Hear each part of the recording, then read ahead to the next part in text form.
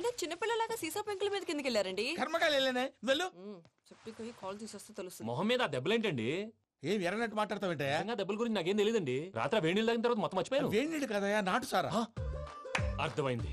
అంటే ఆ ముగ్గురిని మీలో చూసుకొని మిమ్మల్ని బాగా నా కోసం, నా ప్రేమ కోసం, పూజను నన్ను కలపడం కోసం మీరు ఇంత త్యాగం చేస్తే మీ మీద ఊరంతా వినపడేలా అరిపేంటయ్యా? ఎవడు నింటే అదొక డేంజరు. సార్ ఏంటి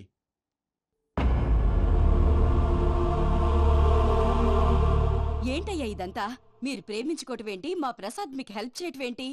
అది కాదమ్మా, అసలేం జరిగిందంటే ఆడపిల్ల తనేం చెప్తుందంటే నేను చెప్తాను.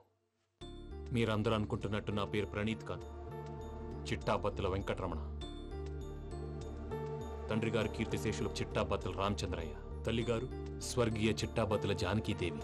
మాది అందమైన నగరం హైదరాబాద్. అక్కడ కల్మషం లేకుండా కలివిడిగా కలిసిపోయే మనుషులున్న కాలనీ మాది. వెంకటరమణ, ఇలా చెప్పుకుంటూ పోతే ఎప్పటికవుతాయా? నేను 3 ముక్కలా చెప్తానుండు. ముక్కలు ముక్కలుగా చెప్పడానికి ఇది క్రైమ్ స్టోరీ కాదు, లవ్ స్టోరీ. డీటెయిల్స్ లేకపోతే అర్థం కాదు. అన్నట్టు మనం ఎక్కడ దాకా వచ్చాం? ఏదో కాలనీ దాకా వచ్చాం. ఏదో కాలనీ కాదండి, ఆనందనగర్ కాలనీ. పేరుకు తగ్గట్టే అక్కడ అందరూ ఎంతో ఆనందంగా ఉండేవాళ్ళం. అలాంటి పరిస్థితుల్లో ఒకరోజు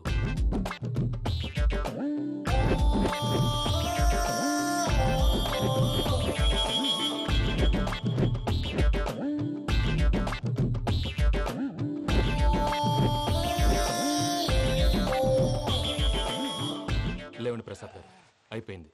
ఇదండి జరిగింది. సమయాభావం వల్ల కొంచెం ఫాస్ట్ గా చెప్పేశాను. ఫాస్ట్ గా చెప్పేసావా? ఈ టైంలో మహాభారతం చెప్పేసి. సర్లేండి, గతం అందరికి అర్థమైంది కదా. ఇప్పుడు ఫ్యూచర్ గురించి మాట్లాడుకుందాం. దిల్వాలే దుల్హనియా లే జాయేంగే సినిమా చూసుంటారు. చూడకపోతే ఇప్పుడు ఆ స్టోరీ కూడా చెప్తావా? అది కాదండి, అందులో షారూఖ్ ఖాన్ లాగా అందరినీ ఒప్పించి ఎవరిని నొప్పించకుండా పూజని పెళ్లి చేసుకోవాలన్నదే నా ఉద్దేశం. కాకపోతే ఇంట్లో మగవేతలందరూ మూర్ఖులు, మార్చడాలు అవి కుదరదు అని ప్రసాద్ గారు అన్న మీదట వేరే దారి లేక ఎస్కేప్ ప్లాన్ చేశాం. ఏం ప్రసాద్ గారు? అంతే అంతే. మా పూజకి నీలాంటి మంచి మనిషి భర్తగా వస్తున్నందుకు చాలా సంతోషంగా ఉంది బాబు. మా అన్న కూతురు అంటే మా కన్న కూతురు కన్నా ఎక్కువ. తన సంతోషమే మాకు ముఖ్యం బాబు. కానీ తెల్లారితే పెళ్లి పనులు మొదలు పెడుతున్నారు, ఇప్పుడెలా? అదంతా నేను చూసుకుంటాను. దానికి మీ అందరు కోఆపరేషన్ కావాలి. ముఖ్యంగా మీది పూజ గారు. ఏమీ లేదు, మీకు ఈ పెళ్లి ఇష్టం లేదన్నట్టుంటే వాళ్ళు సెక్యూరిటీ టైట్ చేస్తారు. అదే ఇష్టం ఉన్నట్టు బిహేవ్ చేశారు అనుకోండి, వాళ్ళు రిలాక్స్ అవుతారు, మనం ఎస్కేప్ అవుతాం. ఏం ప్రసాద్ గారు? అంతే. ఈ 10,000 ఏవిరా? వాళ్ళకి పేమెంట్ ఏదో నేను మాట్లాడతాను. కాసేపు అకౌంట్స్ పక్కన పెట్టండి. తెల్లారితే శుభకార్యం, అక్కడేమైనా పెళ్లికూతురు ఏడు మొహం పెట్టుకుంది, ఇక్కడేమైనా పెళ్లికూడు మాడు మొహం వేసుకున్నాడు. అదేమో ఆనందరావు అంకుల్ అయితే మాటికి వాని ఊసేందుకు బాబు? అది కాదు అంకుల్, శుభకార్యం జరిగే ఇంట్లో ఇలా ఏడు మొహలు వేసుకుని ఉంటే దరిద్రం. మీ పార్ట్నర్ కాబట్టి ఆ దరిద్రం నాకు చుట్టుకుంటుందేమో నా భయం. అట్లా ఏం కాదులే బాబు. ఇప్పుడు మేమేం చేయాలో నువ్వే చెప్పు. సందడి సందడి చేయాలి. అంతే కదా, నువ్వు ఎట్లా చెప్తే ఎట్లా చేసావు. ఏం పాటలమ్మా ఇవి? పని చేసే వాళ్ళు కూడా నేసం వస్తుంది. ఏం తాతగారు? సాల్ది అమ్మని ముసిరి పాటలు నలిగేటి కూడా నలగవు. తెలుసో తెలియకో వెంకీ విషయంలో నేను చేసిన తప్పుని క్షమించు స్వామి. ఏమ్మా, దేవుణ్ణి ఏం కోరుకున్నావు? వెంకీకి నిజం చెప్పేయాలని డిసైడ్ అయ్యాను మావయ్య. ఏంటమ్మా, నిజం తెలిస్తే వెంకీ మన కోఆపరేట్ చేస్తాడా? పైగా ఎలా రియాక్ట్ అవుతాడు? తప్పు చేసిన మనం ఎలాంటి రియాక్షన్ అయినా ఫేస్ చేయాలి.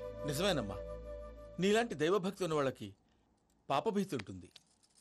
నువ్వు ఈ విషయం వెంకీకి చెప్పావంటే దేవుడి మీద ఒట్టు. నువ్వు చీ అన్నా చే అన్నా పర్వాలేదమ్మా, కానీ ఈ విషయం వెంకీకి తెలిస్తే వాడు కడుపు మంటతో మనం ఇక్కడి నుంచి పారిపోతాం అన్న విషయం ఆ వెధవుడు చెప్తాడు. దాంతో వాడు నిన్ను ఆపేస్తారు, నన్ను లేపేస్తారు. అందుకని దేవుడి దగ్గర ప్రమాణం చేయించాల్సి వచ్చిందమ్మా. నన్ను క్షమించమ్మా. అయ్యా, గురవారెడ్డి జైలు నుంచి రిలీజ్ అయి ఉన్నాడు. ఈ టైంలో బయటకు పోవడం అంత మంచిది కాదు. భయం ఉన్నప్పుడు మొదలు పెట్టకూడదు, మొదలు పెట్టాక భయపడకూడదు. భయ అసలు ఈ గురువారెడ్డి జైలు కిందకి వెళ్ళాడు. లుక్ ఏంటి? అమ్మో,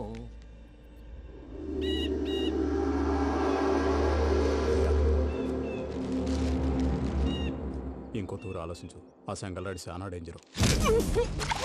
డేంజర్ అయితే లంగాగండా వాడిని చంపడానికే నేను పుట్టాను రా. ఇక్కడ చూడు, రేపు వాడి ఇదే రూట్ లో కర్నూలు పోతుంటాడు. చిట్టి గిద్ద కన్వర్ట్ దగ్గర మనం ల్యాండ్ మైన్ పడదాం. ఆడి బండి కన్వర్ట్ మీదకి రాగానే ఢమాల్.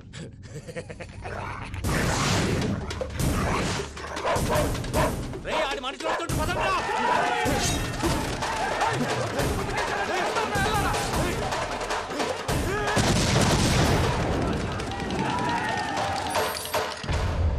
హలో పెద్దయ్య గారు, రేగుపాటి పొలంలో అల్లుడి గారి మీద గురువారెడ్డి తన మనుషులతో అటాక్ చేసినాడు. పెద్ద గొడవ జరుగుతున్నది. మన అల్లుని గారి మీద ఆ గురువారెడ్డి గారు అటాక్ చేసినాడంట. కృష్ణాగిరి కుడుకుని నడుచుని కొడుకుని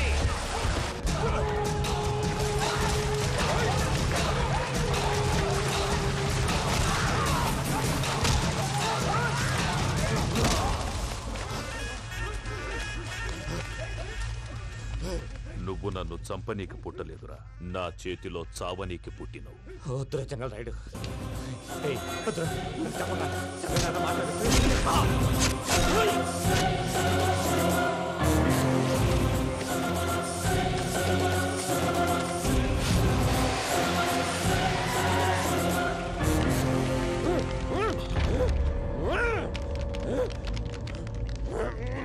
మామ ఏమైనాది?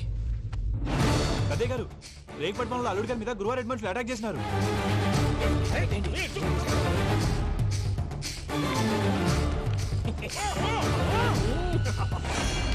భైరాగి, వాళ్ళెట్టి పరిస్థితుల్లోనూ ఈ సీమ పొలిమేరలు దాటిపోకూడదు.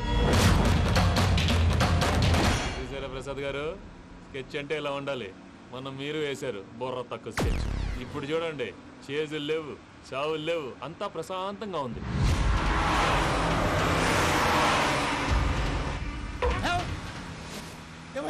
ఒకసారి వెనక్కి తిరిగి చూడు. డ్రైవింగ్ చేసేటప్పుడు వెనక్కి తిరిగి చూడకూడదండి. నీ తొక్కలో రూల్స్ ఆపి ఒకసారి వెనక్కి తిరిగి చూడవా. ఏంటండి నీలాంటి బుర్ర తక్కువ నమ్ముకొని వచ్చినందుకు నాకు జరగాల్సిందే జరిగింది. వాళ్ళు దొరికితే ఫస్ట్ నన్ను నరికేస్తారు. అది వయ్యో బాబు. ప్రసాద్ గారు, ప్రాబ్లం వచ్చినప్పుడు పానిక్ అవ్వకూడదు. ముందు మీరు సీట్ బెల్ట్ వేసుకోండి. పూజ గారు మీరు కూడా స్పీడ్గా పని బాబు. టెన్షన్ అవ్వకండి.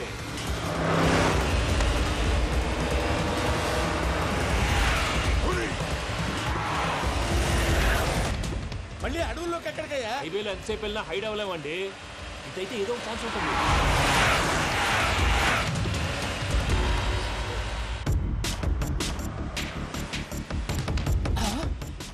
కొంచెం జాగ్రత్తగా పని బాబు, చచ్చిపోయేటట్టున్నాను. మీరు అటు ఇటు కదలకండి, బ్యాలెన్స్ తప్పుద్ది. అలాగే.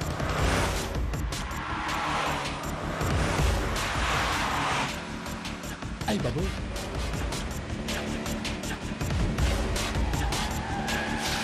అయ్యో